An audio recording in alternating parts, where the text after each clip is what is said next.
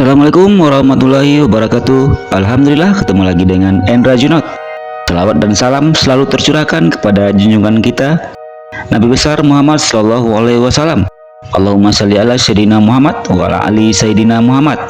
Harapan dan doa saya semoga saudaraku selalu diberikan kesehatan, diluaskan rezekinya, dipanjangkan umurnya, hidup berkah, sukses dan bahagia. Amin ya rabbal alamin. Saudaraku yang dirahmati Allah, Zaman Rasulullah Shallallahu Alaihi Wasallam terjadi sejumlah perang besar. Perang tersebut melibatkan kaum muslimin dan kaum kafir Quraisy. Perang besar Islam terjadi selama dakwah Rasulullah Shallallahu Alaihi Wasallam di Makkah hingga awal hijrahnya ke Madinah. Perang besar pertama berlangsung pada bulan Ramadan tahun kedua Hijriah. Inilah 3 perang besar Islam zaman Rasulullah Shallallahu Alaihi Wasallam. Yang pertama, Perang Badar adalah perang besar pertama dalam Islam.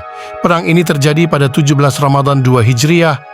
Waktu itu, rombongan kafilah dagang Quraisy pulang dari Syam menuju Makkah. Abu Sufyan, orang yang paling keras memusuhi Islam, turut serta dalam rombongan tersebut. Kafilah dagang Quraisy membawa harta kekayaan penduduk Makkah yang jumlahnya sangat melimpah, yaitu sebanyak 1.000 unta membawa harta benda yang nilainya tidak kurang dari 5.000 dinar emas. Rasulullah Shallallahu Alaihi Wasallam lalu mengumumkan kepada kaum muslimin untuk menghadang kafilah dagang Quraisy yang di dalamnya terdapat Abu Sufyan. Ini adalah kafilah dagang Quraisy yang membawa harta benda mereka. Hadanglah kafilah itu, semoga Allah memberikan barang rampasan itu kepada kalian. Hingga akhirnya hal tersebut menyebabkan terjadinya Perang Badar. Pasukan Muslim kira-kira hanya berjumlah 313 hingga 317 orang, terdiri dari 82 hingga 86 Muhajirin, 61 dari Aus, dan 170 dari Khazraj.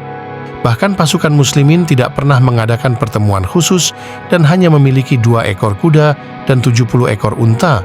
Tanpa rasa gentar Rasulullah dan pasukannya berangkat dari Madinah menuju medan pertempuran. Sementara itu, dari pihak kaum Quraisy memiliki 1.300 orang dan 100 ekor kuda. Mereka juga dilengkapi dengan 600 baju besi. Dengan taktik dan siasat dari Rasulullah, pasukan Islam sampai terlebih dahulu ke mata air Badar. Hal ini menjadi taktik dan siasat bagi pasukan Muslim agar mereka memiliki cadangan air di tengah lembah gurun Badar.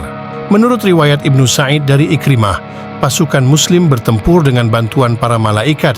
Ia berkata, pada saat itu ada kepala orang musyrik yang terkulai tanpa ada yang tahu siapa yang telah membabatnya.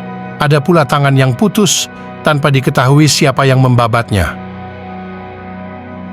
Hingga akhirnya pasukan Muslim pun menang dari orang Quraisy dan mereka mundur dari pertempuran. Yang kedua, Perang Uhud terjadi akibat dendam dari kaum Quraisy karena kekalahan mereka dalam Perang Badar, di mana kaum muslimin berhasil membunuh pembesar-pembesar mereka. Bahkan kaum kafir Quraisy melarang warganya untuk menangisi korban Perang Badar dan tidak perlu menebus tawanan supaya kaum muslimin tidak merasa besar kepala karena melihat kepedihan dan kegundahan mereka. Ikrimah bin Abu Jahal, Syafwan bin Umayyah, Abu Sufyan bin Harb, dan Abdullah bin Abi Rabi'ah adalah para pemimpin Quraisy yang paling antusias mempersiapkan diri untuk menghadapi perang tersebut. Mereka membuka pintu lebar-lebar untuk siapapun yang ingin menyerang kaum muslimin, baik itu dari Habasyah, Kinanah, maupun Tihamah. Mereka juga membujuk para penyair untuk membakar semangat berbagai kabilah untuk melawan kaum muslimin. Setahun pun berlalu, akhirnya mereka berhasil mempersiapkan prajurit yang terdiri dari 3.000 yang siap siaga. Prajurit tersebut terdiri atas suku Quraisy dan didukung oleh sekutunya dan orang-orang Habasyah. Bahkan para panglima Quraisy ini ditemani 15 orang perempuan yang digunakan untuk menambah keberanian mati demi mempertahankan kehormatan harga diri. Transportasi pendukung persenjataan mereka berupa 3.000 ekor unta dan 200 ekor kuda. Senjata pelindung mereka berupa 700 baju besi. Komando tertinggi dipegang oleh Abu Sufyan bin Harb dan komando pasukan kavaleri dipercayakan kepada Khalid bin Walid yang dibantu oleh Ikrimah bin Abu Jahal.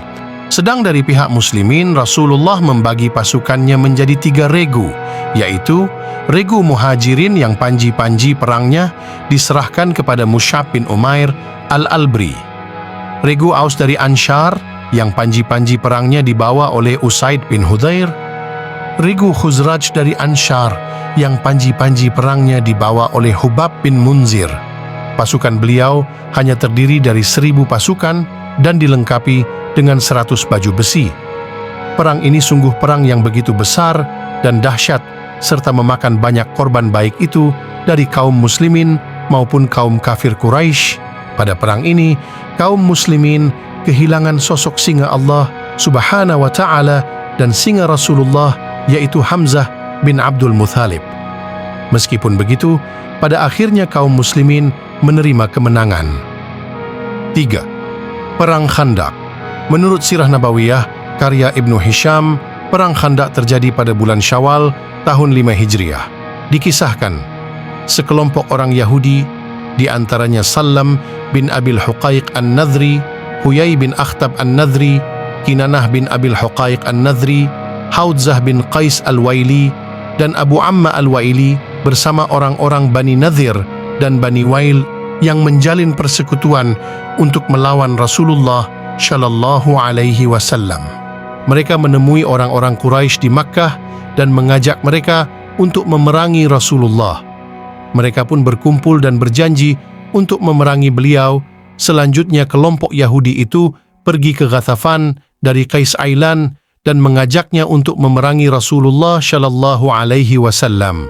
Mendengar rencana musuh tersebut, akhirnya Rasulullah memerintahkan untuk menggali parit di sekitar Madinah. Beliau sendiri ikut bekerja untuk memotivasi kaum muslimin untuk meraih pahala. Mereka saling bekerja sama. Hingga tibalah saatnya perang ini terjadi, dan pada saat itu Rasulullah dan pasukannya telah dikepung oleh pasukan musuh. Hingga akhirnya Rasulullah mendapatkan bantuan dari Nu'aim bin Mas'ud yang menyerukan kepada kaum Bani Quraidzah untuk tidak ikut menyerang Rasulullah. Dan pertolongan Allah Subhanahu wa Ta'ala pun datang. Allah mengirimkan angin topan dan badai pasir ke tenda-tenda musuh hingga akhirnya membuat mereka menghentikan pengepungan dan kembali ke negerinya masing-masing. Wallahu a'lam bisyawab.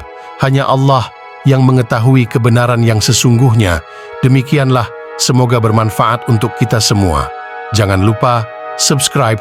Terima kasih.